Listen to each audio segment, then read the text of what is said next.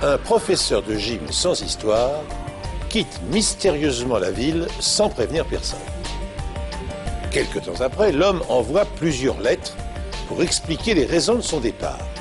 Mais une analyse scientifique plus approfondie des lettres et la découverte d'un fragment microscopique de tissu humain oriente les enquêteurs vers une piste criminelle. Avant même l'attaque sur le World Trade Center de New York, les services de renseignement surveillaient des groupuscules terroristes suspects sur le territoire américain. Le FBI avait découvert qu'un crime atroce avait été commis par des individus utilisant une épicerie de Saint-Louis comme couverture. Une autopsie et une cassette ont permis de dévoiler toute la vérité sur cette affaire. Bonjour, je suis heureux de vous retrouver pour ce nouvel épisode des Enquêtes impossibles. Dans un décor idyllique de montagnes enneigées, des drames se tissent, des passions s'exaspèrent, jalousie et désir de vengeance s'insinuent dans le cœur des hommes. Face à la perfidie, les policiers vont devoir déployer leur talent et faire appel à toutes les ressources que leur offre la science criminalistique pour démêler le vrai du faux. West Yellowstone, ville du Montana, est avant tout un lieu de villégiature. Seul un petit millier d'habitants y résident à l'année. En revanche, en saison, les touristes affluent pour admirer la beauté des sites forestiers et le parc national de Yellowstone.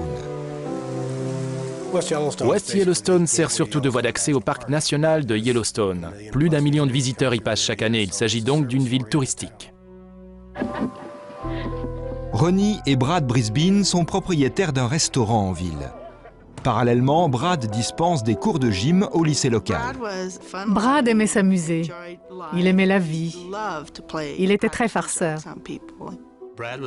Brad était quelqu'un de très fidèle en amitié, quelqu'un d'honnête et de fiable. Il aurait fait n'importe quoi pour aider ses amis. Vendredi 9 novembre 1990, Brad reçoit un appel sur son lieu de travail et quitte la classe de façon impromptue. En fait, je l'ai croisé dans le couloir. Il avait son blouson sur le dos et s'apprêtait à partir. Je lui ai demandé où il allait. Il m'a répondu qu'il allait dépanner un ami et qu'un remplaçant assurerait le cours de sport. Il m'a dit qu'on se verrait pour dîner dans la soirée. Brad déclare se rendre à Belgrade, à quelques 150 km de là, où son ami Larry Moore lui a demandé de le rejoindre. C'était bizarre. Je veux dire, il n'aurait pas abandonné son boulot comme ça, pour rien. Il y avait vraiment quelque chose d'étrange. Plus étrange encore, Brad n'est jamais rentré chez lui. C'est là qu'on a compris que quelque chose n'allait pas. Brad n'était pas rentré, et ce n'était pas dans ses habitudes. Ce comportement ne lui ressemblait pas. Lorsque la police interroge Larry Moore, l'homme reconnaît avoir retrouvé Brad au petit restaurant comme prévu, mais il raconte que son ami était déprimé et ivre. Brad a confié à Larry qu'il en avait marre de la vie, marre de sa femme, marre du restaurant, qu'il allait partir. Il lui a emprunté un peu d'argent et a quitté le restaurant. D'après le témoignage de Moore, Brad est sorti du restaurant. Il est monté à bord d'une voiture rouge immatriculée dans l'État de Washington. Larry Moore dit avoir aperçu une femme au volant, mais il est incapable de l'identifier. Le véhicule de Brad est toujours stationné sur le parking du restaurant et l'on ne relève aucune trace d'acte criminel. Il aimait sa famille. Il n'y avait aucun conflit entre ses proches et lui. Rien ne laissait présager qu'il projetait de quitter les siens. Les gens ne connaissaient pas notre famille, les liens qui nous unissaient. Pour sous-entendre qu'il était peut-être parti, il fallait vraiment ne pas le connaître. Au moment des faits, les familles Brisbane et Moore sont amies depuis des années. La femme de Larry, Shelley, travaille en tandem avec Brad. Elle entraîne l'équipe féminine de basket du lycée, lui l'équipe de garçons. Les enquêteurs ont vent de rumeurs selon lesquelles Brad et Shelley entretiendraient une liaison. Je ne crois pas. Nous avons interrogé Ronnie. Elle ne pensait pas qu'ils étaient amants. Nous avons ensuite parlé à Shelley, qui a nié toute liaison. La seule autre personne qui aurait pu nous éclairer avait disparu. Comme par hasard, Shelley et Larry Moore se sont séparés 2 jours avant la disparition de Brad. Shelley affirme que cette histoire de liaison avec Brad est le pur produit de l'imagination de Larry. Je crois vraiment qu'il pensait que nous étions amants. En fait, elle soupçonnait Larry de s'en être pris à Brad à cause des violences conjugales qu'il avait exercées à son encontre et des accusations d'adultère qu'il portait contre elle. Lorsqu'elle commence son enquête, la police en est réduite à formuler plusieurs hypothèses. Déprimé, lassé de son existence, Brad Brisbane, restaurateur et professeur de gymnastique, aurait abandonné sa famille et se serait enfui avec une maîtresse. C'est du moins ce que laisse penser le témoignage de son ami Larry Moore, le dernier à l'avoir vu. Mais dans ce cas, pourquoi Brisbane n'a-t-il pas préparé sa fugue, ne serait-ce qu'en retirant un peu d'argent pour faire face à des premières dépenses? Or, aucune somme n'a été soustraite des comptes du couple. La seconde hypothèse suggère que Brad Brisbane entretenait une liaison amoureuse avec Shelley, l'épouse de Moore avec laquelle il travaillait. En dépit des dénégations de cette dernière, les policiers décident de passer la camionnette de Larry Moore au peigne fin. Il m'a autorisé à fouiller le pick-up et il était impeccable. En m'approchant de la caravane, j'ai vu qu'il colmatait des trous à l'aide d'un couteau à mastic. À l'intérieur de la caravane, les enquêteurs relèvent des impacts de balles au niveau du plancher ainsi que dans la carrosserie en dessous. Ils retrouvent également un fragment de balle provenant d'un Magnum 357. Larry déclare à la police avoir un jour tiré sur une souris qui se trouvait dans la caravane lors d'une expédition de chasse. Mais quelque chose attire l'œil des enquêteurs. Un petit fragment de ce qui ressemble à de l'épiderme est accroché à un rideau. C'était à peu près de la taille d'une petite pièce de monnaie. Comment décrire ça? On aurait dit un bout de peau de poulet ou quelque chose comme ça. Ne sachant pas trop ce que nous venions de trouver, nous avons envoyé le rideau tel quel au laboratoire de police scientifique de la ville de Missoula. La méthode d'immunodiffusion ou test Dr. Loney amène à conclure qu'il s'agit de tissu humain. De plus, les striations sont caractéristiques du tissu musculaire. Mais cela ne prouve pas que la personne est morte. On peut parfaitement vivre avec un fragment de tissu musculaire en moins. Mais avant que la police n'ait eu le temps d'interroger Larry Moore à propos de cette découverte médico-légale, arrive un courrier timbré de la ville de Spokane, dans l'État de Washington. La lettre est signée Brad Brisbane. L'homme s'y excuse d'avoir mis les nerfs de chacun à rude épreuve. J'ai décidé de refaire ma vie. Pour y parvenir, je n'avais d'autre choix que de couper les ponts avec le passé. Je crois que c'était le seul moyen de m'en sortir. J'ai la chance d'être épaulé par une femme merveilleuse. Quelques jours plus tard, Larry Moore reçoit une lettre similaire. Cette fois, Brad tient à s'assurer que l'on prend soin de sa femme Ronnie. Je tiens à ce que tous les biens personnels que nous possédons lui reviennent. Je démarre une nouvelle vie avec une autre femme. Mais les enquêteurs décèlent une petite anomalie. Le nom de l'épouse de Brad, Ronnie, est mal orthographié. La lettre adressée au shérif le félicitait pour sa nomination, alors que le shérif est élu. Il y avait donc des erreurs grossières, c'était flagrant. Les enquêteurs analysent alors les lettres en appliquant de la ninhydrine, un révélateur chimique qui réagit aux acides aminés en colorant les empreintes digitales. Après application, les documents sont soigneusement séchés. Les scientifiques trouvent de nombreuses empreintes digitales sur les 2 documents, mais aucune ne correspond à celle de Brad Brisbane ou de Larry Moore.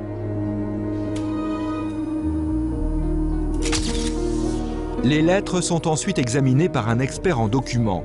Les 2 courriers ont été tapés avec la même machine à écrire. Le papier est bon marché, comme souvent dans les lycées.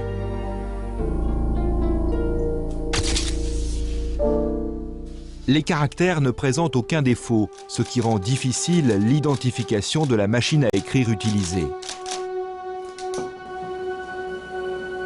Et seule la signature est manuscrite.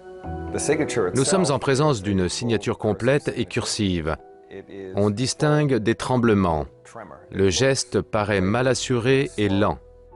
Ce n'est pas un geste machinal. Un état de fébrilité, la prise de médicaments ou même le stress peuvent expliquer cela. Mais on observe aussi ces tremblements quand quelqu'un s'assoit et essaie d'imiter l'écriture de quelqu'un d'autre. Les experts comparent la signature mise en doute avec plusieurs documents signés de la main de Brad peu avant sa disparition. L'échantillon d'écriture que l'on m'a donné à examiner était une carte de vœux. Brad Brisbane y avait écrit un petit mot en bas et avait signé Brad. Tout était écrit en lettres capitales, d'un seul jet. Toutes les majuscules étaient reliées entre elles. C'était un mélange de script et de cursive. L'écriture était vive, assurée.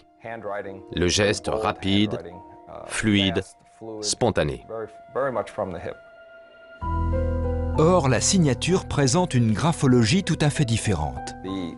Le B majuscule du nom Brad est en fait réalisé en 3 temps. Le geste est interrompu. On a tracé la barre à gauche de la lettre, mais entre le haut et le bas, on a levé la main. Chose intéressante, l'interruption est située à un endroit où l'on s'arrêterait naturellement pour consulter un modèle avant d'écrire la suite. La police soupçonne Larry Moore d'être possiblement l'auteur des courriers, mais peut difficilement se prononcer, cette signature douteuse n'étant pas à proprement parler de l'écriture. Il s'agit d'une reproduction de la signature de quelqu'un. Il ne s'agit absolument pas d'écriture et il est parfois très difficile d'en identifier précisément l'auteur. Sans être capable de dire avec certitude qui a signé la lettre, les experts en documents sont convaincus que ce n'est pas l'œuvre de Brad Brisbane. Je savais que cette lettre était complètement fausse. Mon père ne serait jamais parti comme ça, sur un coup de tête. Si les lettres envoyées au shérif et signées Brad Brisbane ont été écrites par un faussaire, alors qu'y est-il? Qui a intérêt à faire croire que Brisbane a fugué en compagnie d'une maîtresse et qu'il ne réintégrera pas le domicile conjugal? L'expertise de faux en écriture englobe plusieurs techniques. La graphologie et l'analyse des supports et des outils d'écriture, comme le papier, les stylos, les machines à écrire ou les ordinateurs. Dans ce domaine, l'affaire la plus retentissante concerne sans doute les faux carnets d'Adolf Hitler. Oui, en 1979, le magazine allemand Stern publie une véritable bombe pour la somme de près de 4 millions d'euros. Le journal aurait fait l'acquisition auprès d'un général est-allemand de 62 carnets écrits de la main d'Hitler. Les ventes de Stern s'envolent, jusqu'à ce que des experts suisses arrivent à démontrer que les carnets sont des faux, fabriqués de toutes pièces par Konrad Kurau, un spécialiste des contrefaçons d'objets nazis. Pour en arriver à cette conclusion, entre autres éléments, les experts étaient parvenus à démontrer que l'encollage des carnets contenait des traces de polyester, un produit fabriqué seulement à partir de 1953. Ils affirmèrent aussi que le papier contenait un agent blanchissant, le blancophore, disponible sur le marché 1 an plus tard. Dans notre affaire, les lettres soi-disant signées par Brad Brisbane augmentent la suspicion de la police à l'égard de Larry Moore. C'est pourquoi elle décide d'approfondir l'examen méticuleux de son camping-car.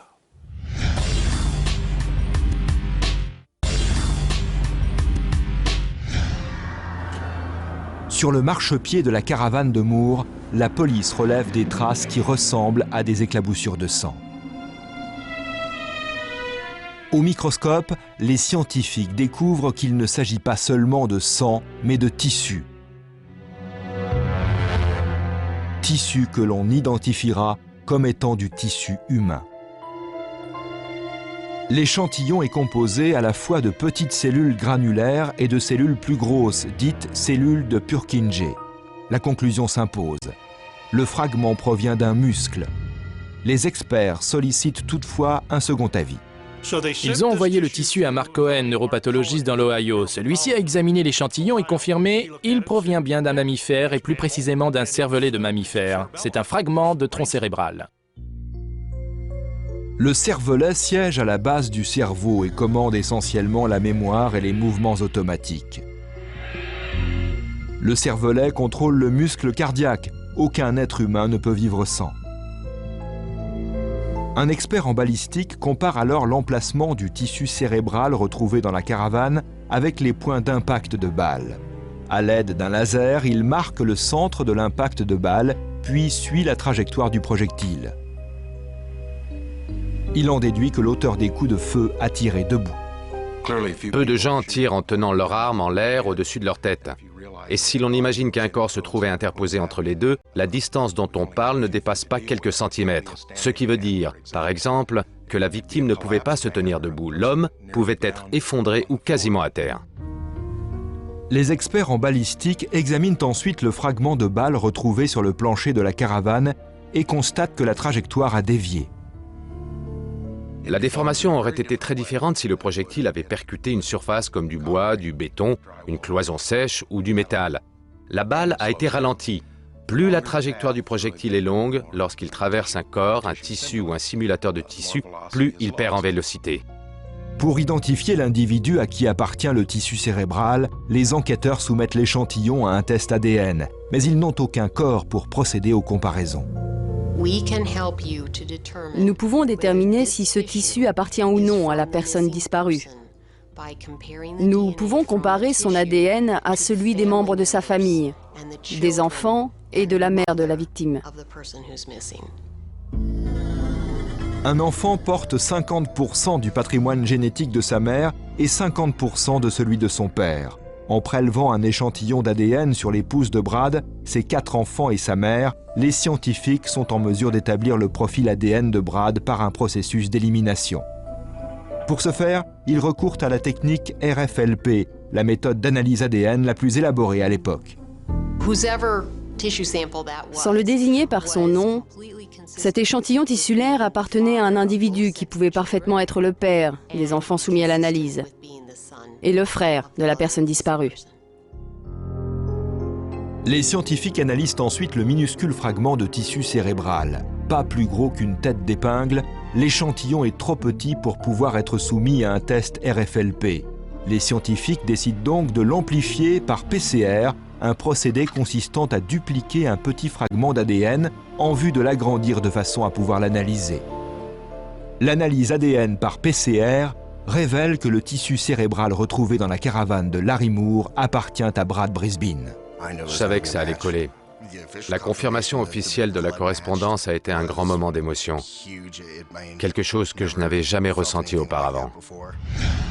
Le verdict du laboratoire est sans appel. Le minuscule fragment de tissu humain retrouvé dans la caravane de Larry Moore provient du cervelet de Brad Brisbin. En possession de cette preuve médico-légale, recevable devant un tribunal, le médecin légiste requalifie la mort présumée de Brisbin en homicide. Larry Moore est arrêté et accusé de meurtre au premier degré. Compte tenu de la rumeur qui laissait entendre que Brisbin avait une liaison avec la femme du suspect, le procureur est maintenant convaincu que le mobile du crime est la jalousie. Moore reconnaît avoir appelé Brad sur son lieu de travail pour lui demander d'aller faire un tour. Les preuves médico-légales semblent indiquer que les deux hommes se sont retrouvés au restaurant et que Moore s'est arrangé pour attirer Brad à l'arrière de sa caravane.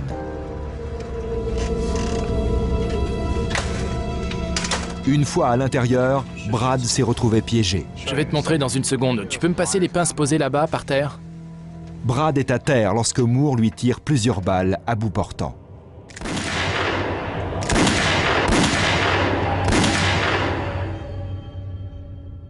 Une balle touche Brad à l'épaule et lui arrache un fragment de muscle. Une autre le blesse à la tête.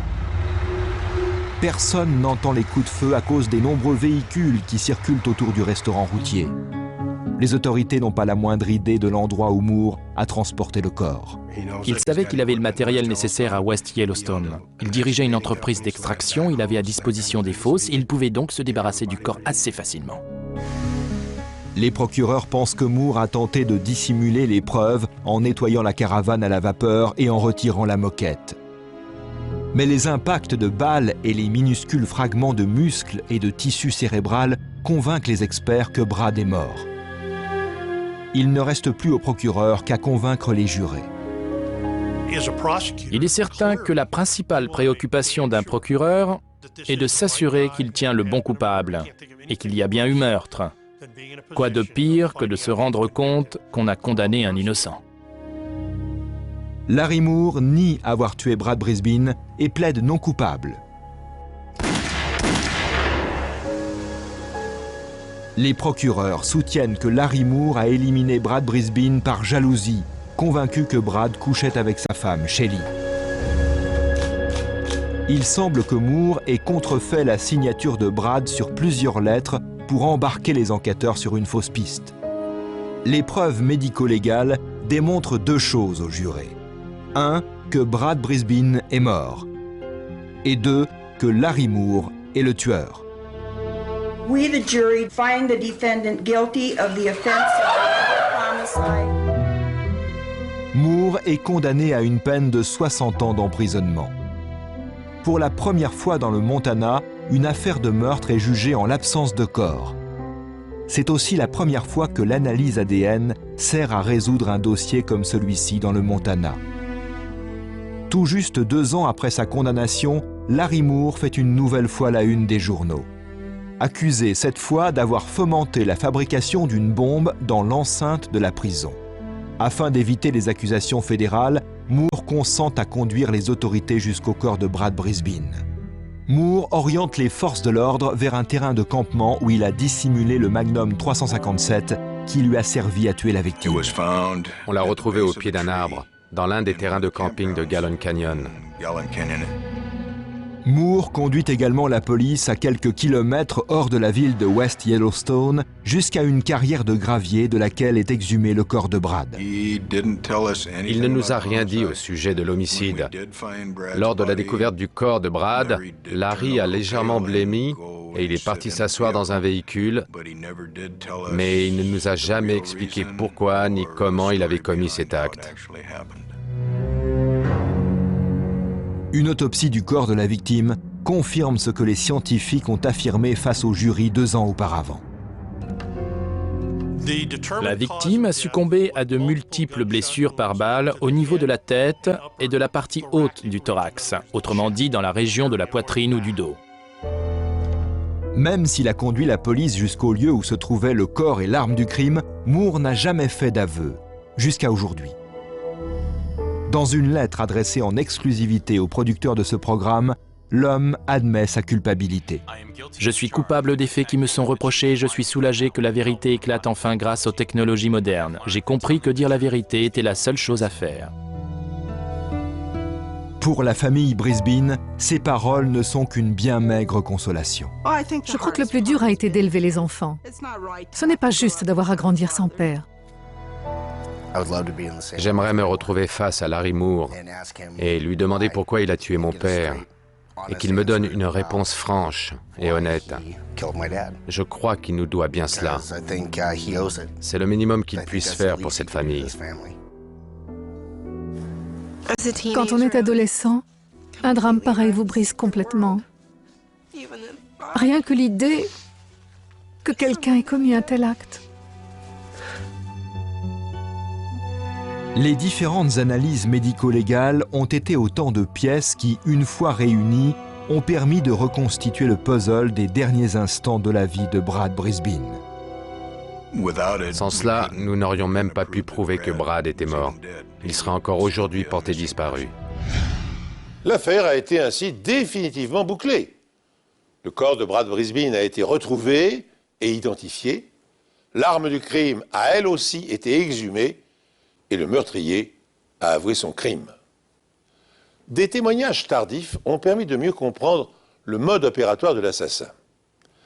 Dans l'après-midi du 9 novembre 1990, vers 13h30, après avoir exécuté celui qu'il considérait comme son rival, Larry Moore avait demandé à l'un de ses employés de préparer une pelleteuse.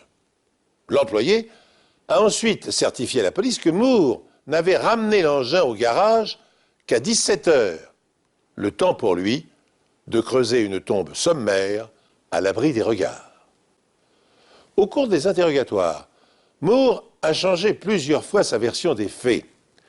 Dans un premier temps, il a même affirmé que, sous l'emprise de l'alcool, Brisbane avait pointé un revolver dans sa direction alors qu'il était lui-même au volant de son camping-car. Moore aurait détourné l'arme pour se défendre. Le coup serait parti accidentellement et Brisbane, bien que blessé à la tête, aurait pris la fuite. Ce scénario imaginaire a été démenti par l'analyse de la scène de crime. Après 10 ans de réclusion, Larry Moore a fait une demande de libération conditionnelle. Elle lui a été refusée. Il a renouvelé sa demande tous les 2 ans, comme la loi l'y autorisait, ce qui a encouragé la famille de Brad Brisbane à faire circuler une pétition afin que Moore purge l'intégralité de sa peine, c'est-à-dire jusqu'à la fin de ses jours. L'altérité consiste à reconnaître l'autre dans ses différences et ses spécificités. Le respect mutuel entre les peuples se base sur cette notion, l'altérité. Et si les pays occidentaux n'ont aucune leçon à donner aux autres pays de la planète, force est de reconnaître que les archaïsmes qui survivent dans certaines cultures auraient bien besoin d'être réformés. L'histoire que je vais vous raconter maintenant en fournit un tragique exemple. Tina Issa, âgée de 16 ans, était la fille dont tout parent rêve. Lycéenne brillante et appréciée de tous, c'était une athlète accomplie. Elle souhaitait entrer à l'université pour devenir pilote de ligne. Tina voulait être américaine. Tina aspirait à l'indépendance.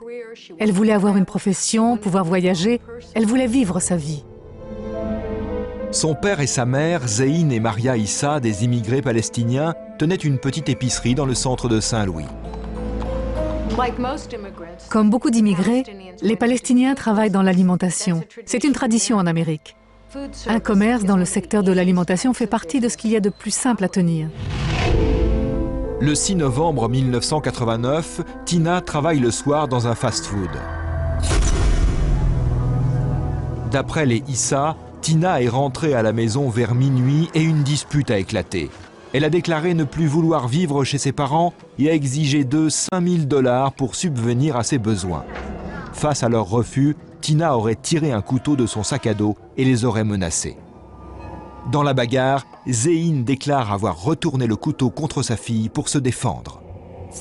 Le père affirmait « c'était de la légitime défense ». Et sa femme aussi « oui, c'était de la légitime défense, j'étais là, j'ai tout vu ». Ainsi, les 2 seuls témoins du crime livraient une seule et même version. Leur fille les aurait attaqués et le père l'aurait tué pour se défendre. À l'annonce de la mort de Tina, ses amis et camarades de classe sont bouleversés. Just her charisma, just her attitude overall, period. I mean, she was just too nice of a person for anything like this to happen to. Why would he want to start his own child? It's terrible. I feel so bad. Les camarades de classe de Tina révèlent à la police qu'elle s'opposait souvent à ses parents et à leurs méthodes traditionnelles. D'après eux, les Issa voyaient d'un très mauvais œil son petit ami.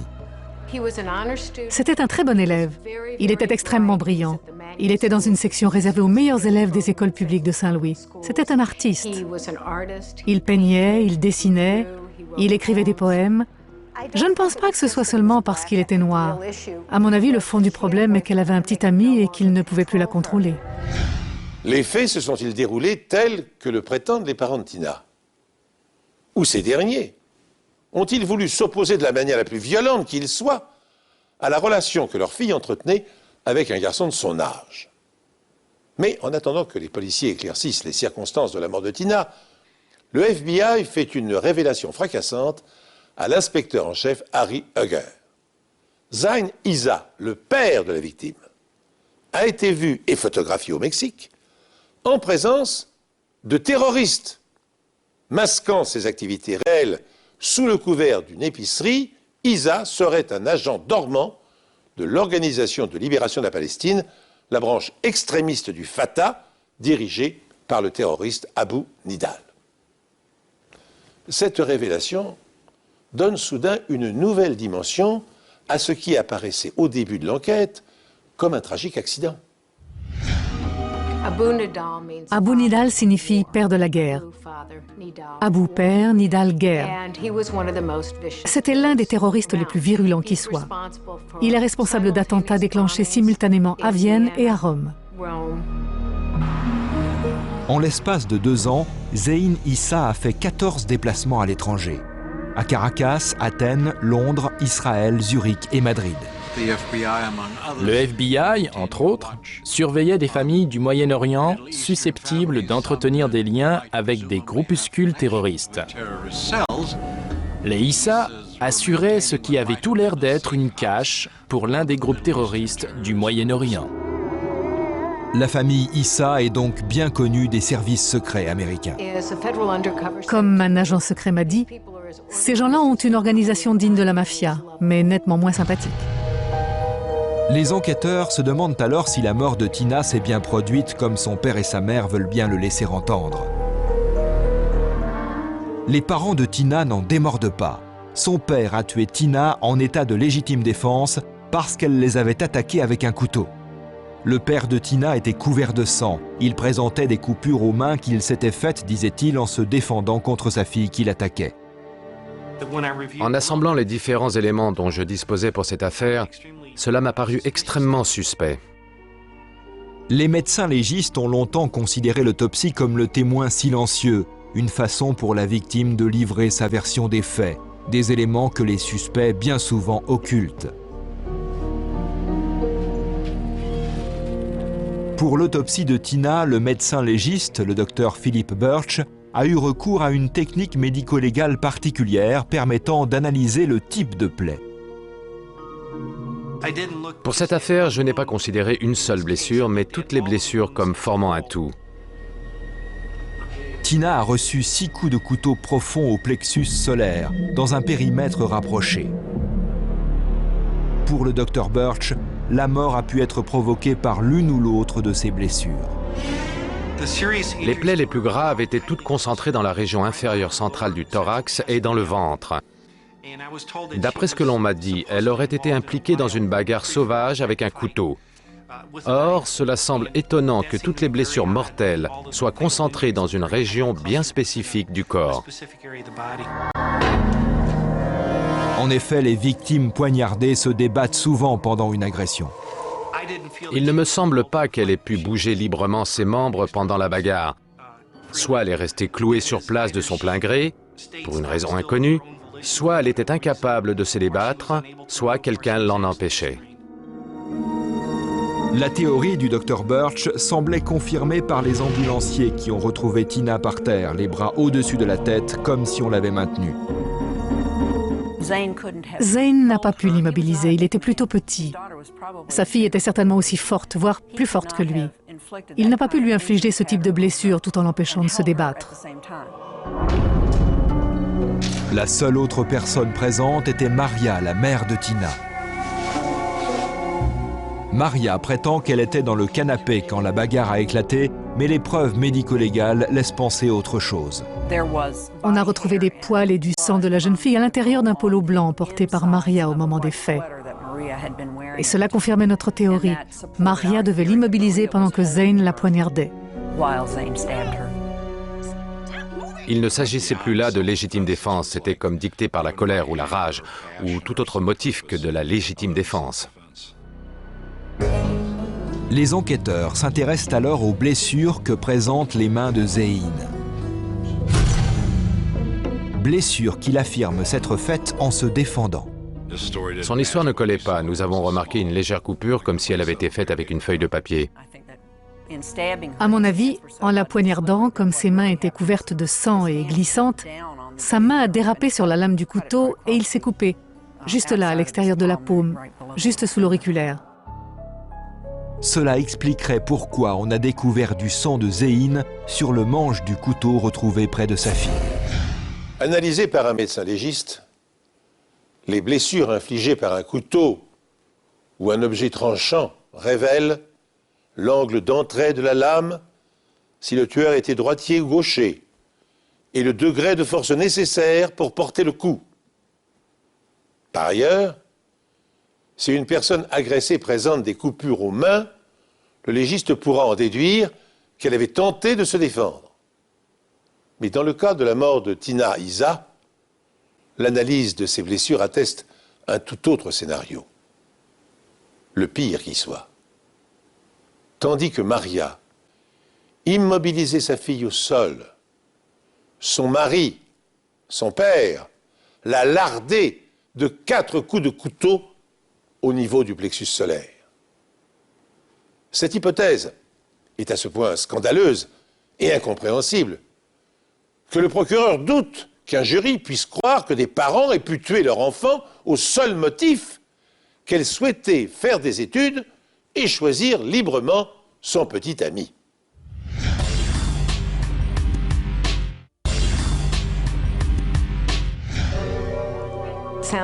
Cela semble tellement aberrant et surprenant, parce que c'était une élève modèle, mais il s'agit là d'une emprise absolue sur elle.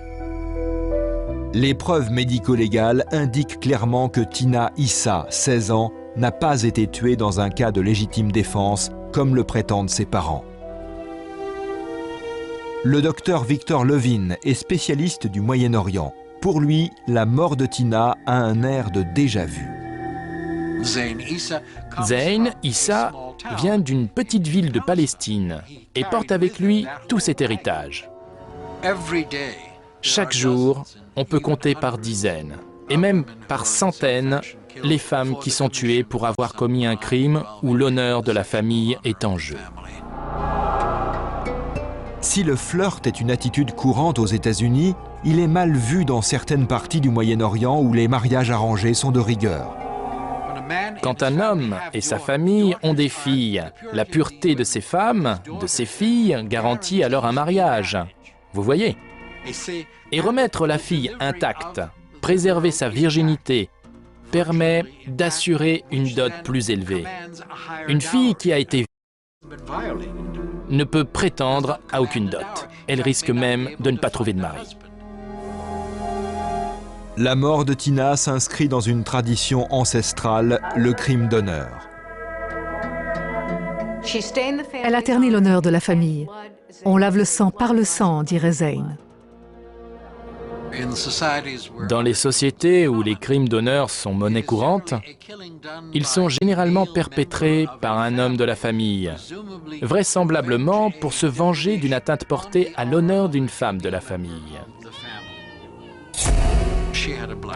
Elle avait un petit ami noir, et c'était une raison suffisante pour déchaîner la colère de sa famille et de son père. À ses yeux, cet outrage avait causé une telle honte pour sa famille que la seule façon de se venger était de la tuer. Les procureurs sont persuadés qu'elle a été assassinée de sang-froid par ses propres parents, mais ils savent qu'une condamnation va être difficile. Ce sera la version de légitime défense des Issa contre l'opinion du médecin légiste. Mais bientôt, contre toute attente, les enquêteurs ont du nouveau. Le FBI reconnaît avoir mis sur écoute le domicile des Issa en raison des liens que Zayn aurait avec des terroristes notoires. Les Issa ont été mis sur écoute en vertu du FISA, le Foreign Intelligence Surveillance Act. Le FISA autorise le FBI à enregistrer vos communications sur des bandes magnétiques 24 heures sur 24, 7 jours sur 7. Issa ne revêtait pas une importance suffisante pour une mise sur écoute 24 heures sur 24. Le FBI ignore donc ce que contiennent les enregistrements. Ceux-ci devront de plus être traduits car les Issa parlent arabe. Par chance, le FBI a utilisé le système d'écoute le plus performant qui soit. Ces micros sont très sensibles, excellents. Correctement placés, ils peuvent enregistrer un chuchotement à 15 mètres. La pose d'un système d'écoute est cruciale. Après s'être introduits dans l'appartement des Issa, les agents disposaient de peu de temps pour placer le micro. Il leur fallait non seulement un endroit pour dissimuler le système, mais aussi une alimentation électrique. Un système à pile est de loin le plus simple à installer, mais pour une surveillance sur le long terme, la pile doit être remplacée régulièrement.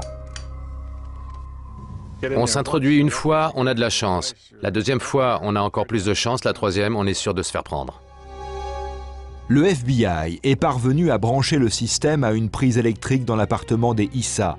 Les procureurs apprennent que l'altercation entre Tina et ses parents a été clairement enregistrée.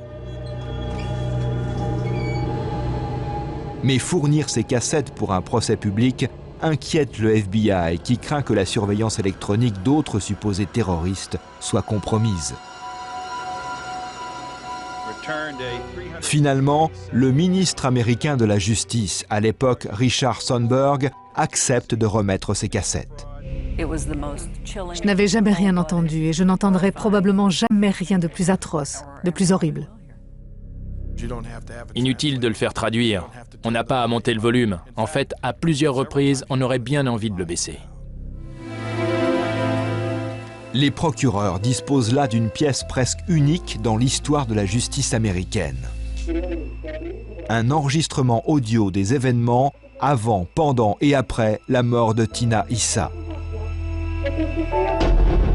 Plusieurs semaines avant le meurtre, les services secrets du FBI ont enregistré une conversation téléphonique entre Zéine et un proche. Il s'agissait de faire passer le meurtre de Tina pour un accident. Comme tu as dit, elle m'a menacée et je l'ai tuée. Elle m'a menacé et je glisserai le couteau dans sa main quand elle sera morte. Pour l'histoire, fais-moi confiance. 5 heures avant la mort de Tina, Zéine a appelé la fille qu'il a eue d'une précédente union. On peut lutter contre le monde entier, mais qui veut combattre un ennemi sous son propre toit? Quand j'apprendrai la nouvelle, je passerai ma plus belle robe et sortirai. Mes soucis s'envoleront à jamais. Au Moyen-Orient, la honte est ressentie collectivement par une famille. C'est la découverte de l'acte. Vous avez mal agi, la communauté l'apprend et vous faites honte à toute la famille. Les crimes d'honneur sont des crimes perpétrés en réaction à un comportement perçu comme ayant apporté un déshonneur à une famille. Ils sont le plus souvent commis par les membres masculins d'une famille à l'encontre de ses membres féminins. Bien que cette pratique abominable soit en cours d'éradication dans la plupart des pays, elle s'évite encore au Pakistan, en Égypte, en Jordanie ou en Turquie. Selon la Commission des droits de l'homme du Pakistan, 636 femmes ont été victimes de crimes d'honneur ou dits d'honneur en 2007. Et pas moins de 288 femmes ont péri sous les coups de leur père, de leur mari ou de leur frère en Turquie entre 2001 et 2008. Dans notre affaire, aussi incroyable que cela puisse paraître, les cassettes du FBI révèlent que Tina a bien été assassinée de sang-froid par ses parents au prétexte qu'elle travaillait dans un fast-food et qu'elle avait un petit ami noir. Voilà maintenant expliqué le déroulement du meurtre tel que les enregistrements ont permis de le reconstituer. Quand Tina est rentrée chez elle, sa mère la salue.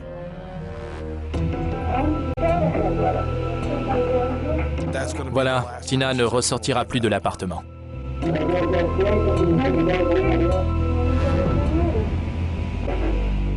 Zéine et Maria demandent à Tina de s'expliquer sur son petit ami.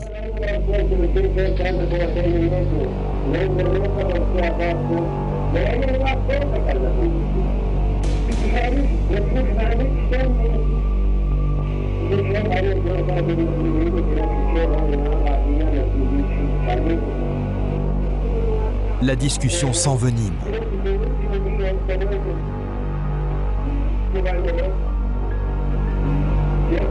Les preuves indiquent ensuite que Zéine est allé dans la cuisine et s'est emparé d'un couteau. Puis il y a eu ces mots « Meurs, ma fille, meurs » pendant qu'elle agonisait. Maria immobilisait Tina pendant que Zane la poignardait jusqu'à ce que mort s'ensuive. Et la mère a eu alors ces paroles révélatrices. Quelle aide? Non, tais-toi! À aucun moment sur la cassette, Tina n'exige 5 000 $. Il n'est jamais mentionné non plus que Tina a un couteau. La cassette révèle également que les Issa ont attendu près de 30 minutes avant d'appeler la police après le meurtre. Zane et Maria Issa sont tous deux condamnés pour meurtre au premier degré. Sir, what did your brother say to you? You know, with all the respect, I do respect the news media, but I think you're overdoing it. Pour les autorités, les Issa devaient craindre que Tina fasse des révélations si elle se fâchait définitivement avec le reste de la famille. This indictment alleges that there were other reasons because of her knowledge of their terrorist activity. And her plans to talk about those activities. They're concerned that she might talk about it. Helen Harris a écrit un livre sur cette affaire, intitulé « Guarding the Secrets ». L'accusation a proposé un marché à Zane. S'il plaidait coupable de meurtre au premier degré, elle ferait preuve d'indulgence envers Maria. Mais il a refusé. Il n'a même pas cherché à sauver son épouse. Après avoir pris connaissance des cassettes et du rapport du médecin légiste, le jury a reconnu Zane et Maria Issa coupables. Ils ont été tous deux condamnés à mort. Zane est mort en prison de mort naturelle en 1998, avant de pouvoir être exécuté. La peine capitale pour Maria a par la suite été annulée pour vice de forme, mais elle passera le restant de ses jours en prison sans possibilité de libération sur parole. Quant à Tina Issa, ceux qui la connaissaient doivent faire leur deuil. Tina était un leader né. Si elle avait vécu, elle aurait beaucoup apporté à cette communauté et à la communauté arabe. Si aucun soupçon n'avait pesé sur Zane Issa et ses liens avec le terrorisme, la théorie du procureur concernant la mort de Tina Issa en serait restée là. Mais l'enregistrement audio a prouvé ce que nombre de jurys auraient difficilement accepté. On entend à sa voix que ses parents sont en train de l'assassiner. Il n'y a pas grand-chose à ajouter. Comme je l'ai déjà dit, c'est le comble de l'horreur. C'est parfaitement incompréhensible. Après avoir entendu ça, c'est impossible de l'oublier. Et une fois qu'on l'a entendu, on ne veut plus le réentendre. Le médecin légiste n'a écouté l'enregistrement audio qu'après le procès. Mais il n'a pas été surpris par son contenu. J'ai pu recouper les informations fournies par les cassettes avec ce que j'avais vu de mes propres yeux sur le corps le matin où j'ai pratiqué l'autopsie. À mon sens, c'est un meurtre prémédité. Vous en conviendrez, cette histoire est exceptionnelle, et heureusement. Car sans doute pour la première fois dans l'histoire de la criminalité, des agents du FBI auraient pu suivre en temps réel le déroulement d'un meurtre, et dans ces conditions, une question se pose. Pour quelles raisons ne sont-ils pas intervenus pour interrompre le déroulement du meurtre quand il en était encore temps? La réponse est simple et tragique. Le crime s'étant déroulé vers minuit, le magnétophone tournait automatiquement sans qu'un technicien ne soit présent dans la salle d'écoute. Toutefois, si Zane Issa n'avait pas été un agent rampant d'une organisation terroriste, et si son appartement n'avait pas été mis sur écoute, les preuves de sa culpabilité n'auraient peut-être jamais pu être mises en évidence. Mise en service en 1978, le Foreign Intelligence Surveillance Act, FISA, est une disposition qui permet aux agences américaines de renseignement, de contre-espionnage, d'utiliser sans mandat rogatoire des moyens de surveillance d'individus suspectés de vouloir nuire à la sécurité des États-Unis. Le Patriot Act, voté par le Congrès au lendemain des attentats contre le World Trade Center, renforce encore ses prérogatives. À ce sujet, sachez encore que le 1er avril 1993, un tribunal fédéral a inculpé Zain Issa d'intelligence avec l'ennemi dans le cadre de ses activités au sein de l'organisation d'Abu Nidal. Mais les charges ont été abandonnées puisque le détenu se trouvait déjà dans le couloir de la mort. Ainsi prend fin cette émission. Merci de l'avoir suivi en ma compagnie. Je vous donne rendez-vous bientôt sur cette antenne pour un autre épisode des Enquêtes Impossibles.